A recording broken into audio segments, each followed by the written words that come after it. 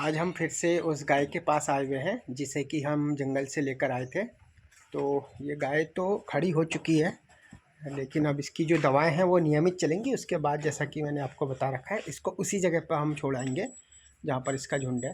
तो ये विज जी ने अभी इसको टेम्परेचर लगा दिया है।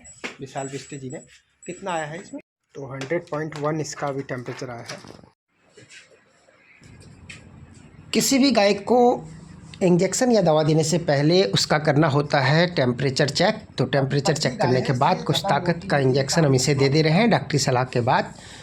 और अब गाय को कुछ ताकत भी आ रही है और धीरे धीरे वो सर्वाइव कर रही है। और ये छोटा सा गाय का बच्चा, तो आप देख सकते हैं ये थोड़ा थोड़ा इसे हम गुड़ खिला रहे हैं ताकि हमारे नज़दीक आए। और अन्य गौवंश जो हैं उन्हें भी यहाँ पर थोड़ा थोड़ा अभी गुड़ खिलाया जा रहा है। तो ये गाय वो है जिसे हम लाए हैं सीला भावर क्षेत्र से, लेकिन ये खड़ी नहीं हो पा रही है, तो इसके लिए लानी होगी हमें मशीन। खाना भी ये कम खाती है। तो ये शाम के समय जब इन्हें चारा दिया जा रहा है, कामधेनु प्रकल्प के सौजन्य से ये सब खर्च का वहन किया जाता है। तो आप देख सकते हैं यहाँ पर 5 गौवंशों को अभी रखा गया है और विशाल जी लगे हुए हैं।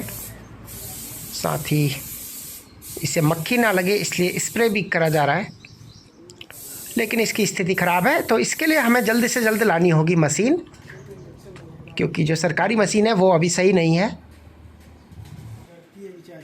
और इसे सुबह शाम हर रोज़ देने हैं हमें ताकत और न्यूरोकाइन का इंजेक्शन, ताकि ये कोशिश करे और एक दिन खड़ी हो जाए अपने पाँव में।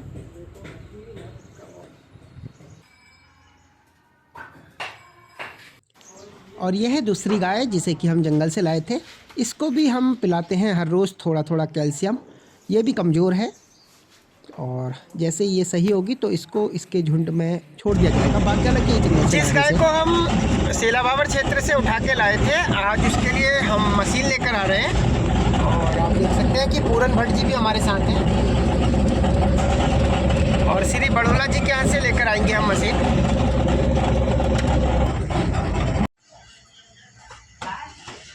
मशीन मंदिर के अंदर आ गई है। पूरन भट्ट जी जो कि निरंतर सेवा में लगे रहते हैं, उनके वाहन में ये मशीन आई है कामधेनु प्रकल्प के सौजन्य से।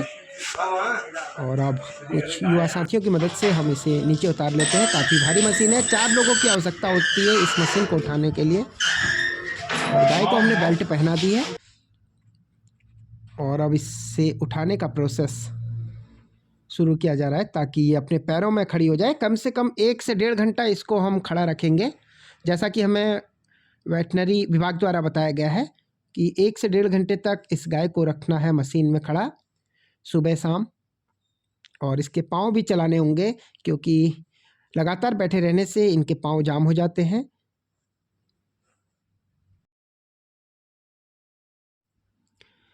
गाय को करीब 1 से 1.5 घंटा खड़ा करने के बाद हम दे देते हैं शाम के समय फिर से इसको इंजेक्शन, ताकि इससे पेन कम हो और कुछ ताकत भी आए और नसें भी जो इसकी जाम हो रही हैं वो भी जाम ना हो। लेकिन काफ़ी इसको दर्द हो रहा है शायद। और ये शाम के समय फिर से इसको चारा दिया जा रहा है। काफ़ी कम चारा खा रही है ये, हालांकि हरी घास खा जा रही है। तो इसे कल से इसी प्रकार से दी जाएगी, हरी घास की मात्रा अधिक मिलाकर। और हमारा पूरा ध्यान है इस बैठी हुई गाय में। अन्य गौवंश यहाँ पर स्वस्थ हैं, तो हमारी कोशिश रहेगी कि किसी भी तरीके से इसे खड़ा किया जाए। हर रोज़ इसका मशीन से खड़ा होने का प्रोसेस हमें करना है। और विशाल जी और हम आज भी लगे हुए हैं।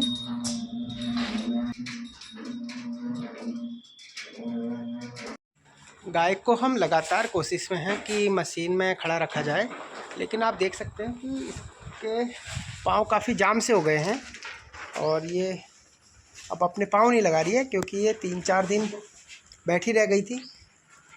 हमारे युवा साथी कम थे, तो मशीन को उठाने में कम से कम 4 लोगों की आवश्यकता होती है।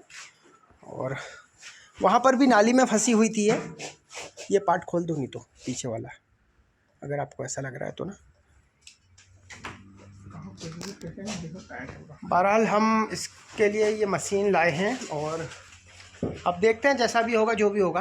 तो कुछ दिनों तक हम इसको और मशीन पर ट्राई करेंगे कि ये सरवाइव कर जाए, अपने पैरों में खड़ी हो जाए। लेकिन ये बिल्कुल अपना शरीर का जोर लगा नहीं रही है और मोड़ दे रही है। और दूसरी ये बच्चा है जिसे हम जंगल से लाए थे, ये भी ज़्यादा टाइम बैठी रह रही है, सिर्फ वो ये खाते समय ही खड़ी होती है। और ये बछड़ा ये स्वस्थ हो चुका है, ये आप देख सकते हैं, ये बहुत ज़्यादा खा रखा है इसने, इसका पूरा जख्म सही हो गया है।